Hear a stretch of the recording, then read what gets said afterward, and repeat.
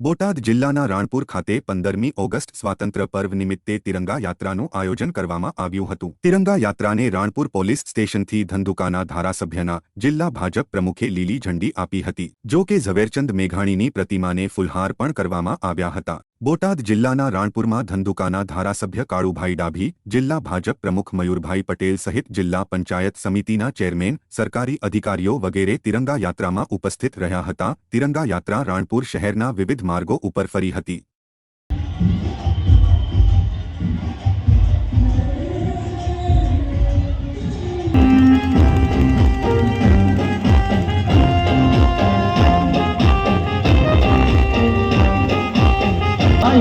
तिरंगा देश की धरती पर सेवा होता नरलंका जेना लीधे भारत में लहराए छे तिरंगा वंदे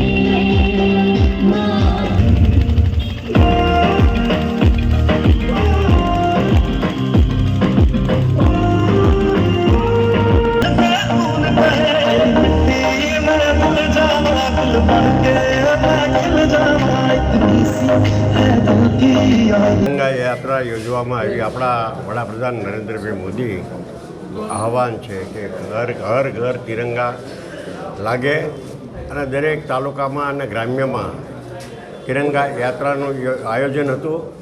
આવતીકાલે 15મી ઓગસ્ટના રોજ બોટાદ ખાતે જ્યારે ધ્વજવંદનનો જિલ્લા કક્ષાનો કાર્યક્રમ છે ત્યારે ત્યાં પણ એક ખૂબ મોટો કાર્યક્રમ યોજવામાં આવ્યો છે। આજે તિરંગા યાત્રાની અંદર ભારતીય જનતા પાર્ટીના તમામ કાર્યકર્તાઓ જોડાણા હતા। આઝાદીના પર્વ નિમિત્તે લોકો ખૂબ આનંદ અનુભવી રહ્યા છે।